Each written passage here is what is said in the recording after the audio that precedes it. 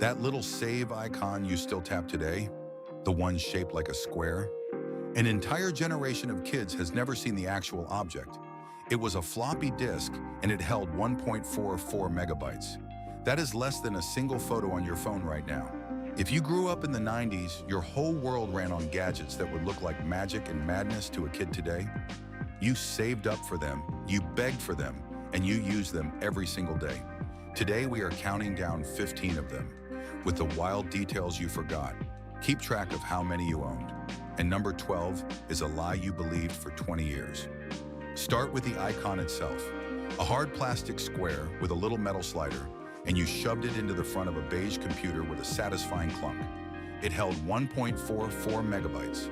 To put that in perspective, you would need over 1,000 of them to hold a single modern phone app, and a single photo from your phone today would not even fit on one. We used to carry our entire lives to school on a stack of these, and half the time one would be corrupted and ruin your whole day. The internet did not used to be invisible. It had a sound. That screech and hiss as the modem negotiated its way online. And if you were a 90s kid, you can hear it right now. It maxed out at about 5 kilobytes per second. So downloading one single song took 10 to 20 minutes. And here is the brutal part. It used your phone line. So if your mom picked up the phone to make a call, your download died instantly, and so did a little piece of your soul. Before playlists, before streaming, music was a physical object you carried. Sony released the Walkman back in 1979, and by the 90s, a portable cassette player, then the Discman, was clipped to every belt. You made mixtapes by hand, you rewound with a pencil to save the batteries, and the whole thing skipped if you so much as walked too fast. It was the first time in history you could take your own soundtrack anywhere, and it felt like a superpower. Before texting, there was the pager, a little box on your belt that buzzed with a phone number you were supposed to call back. But 90s kids turned it into a secret language of numbers. The most famous one? 143. Count the letters. 1 letter, 4 letters, 3 letters. I love you. Whole relationships ran on a beeper and a number code, and finding a payphone to answer it was just part of being in love. In 1996, a Japanese company put out a plastic egg with a tiny screen and a digital pet inside, and the world lost its mind. Here is the problem. It had no pause button. Your pet needed feeding and cleaning around the clock, or it would get sick and die. So kids smuggled them into class to keep them alive, and schools across Japan, America, and Europe straight up banned them. A toy got banned from schools because a fake pet would die during math class. The VCR was how you watched movies, and it came with its own set of rituals. The clock on the front blinked 12:00 forever because nobody on earth could figure out how to set it. You rented a tape, and the sacred rule was be kind, rewind. You fought with the tracking button to fix a wavy picture, and if you loved a song on the radio or a show on TV, you taped it and treasured that fuzzy copy. Before voicemail lived invisibly in the cloud, it lived in a plastic box next to the phone, on a tiny cassette tape. Recording the outgoing message was a family performance that took 20 takes, and the real power move was screening. You would stand there and listen to the person leaving a message, deciding in real time whether they were worth picking up for. Caller ID for the brave. In 1989, Nintendo released a chunky gray brick with a sickly green screen, and it became the most important object in your backpack. Here is what people forget. It had no backlight. None. So you played it tilted toward a lamp, or you begged for one of those clip-on worm lights. It ran on 4 AA batteries that it devoured, and it came with Tetris. And somehow it was still the greatest thing anyone had ever owned. Taking a photo used to be an act of faith. You had a camera with a roll of film, or a cardboard disposable one, and you got 24 shots. That was it. You could not see the picture. You had no idea if your eyes were closed or a thumb was over the lens.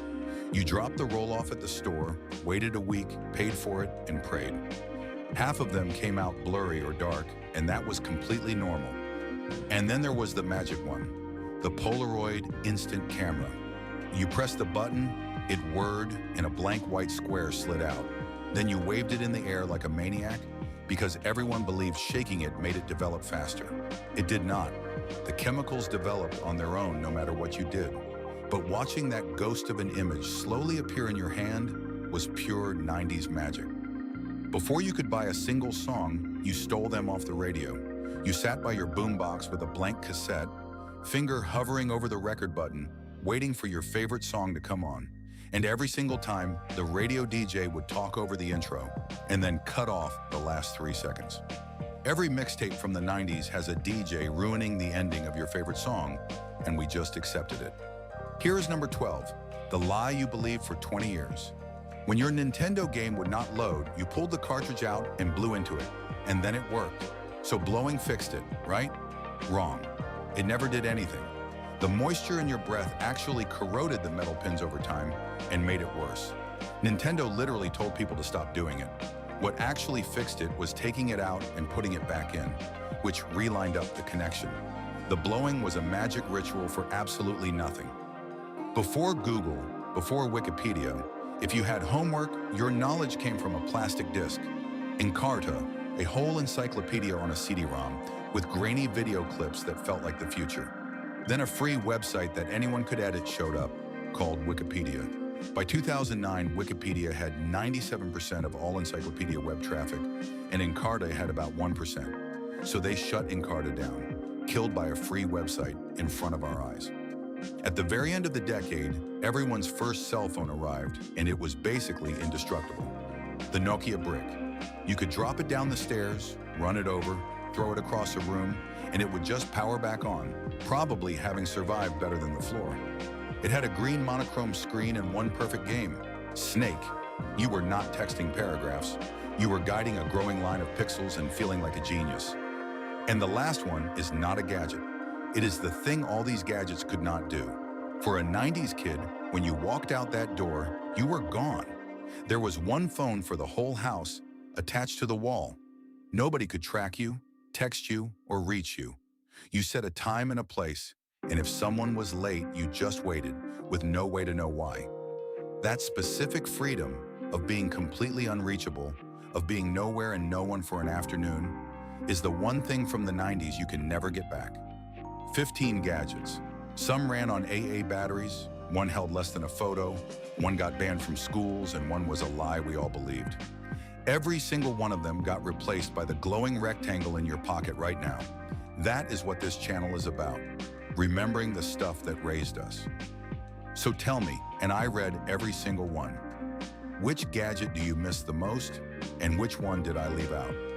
Somebody reading this still has a drawer full of dead batteries, entangled headphones.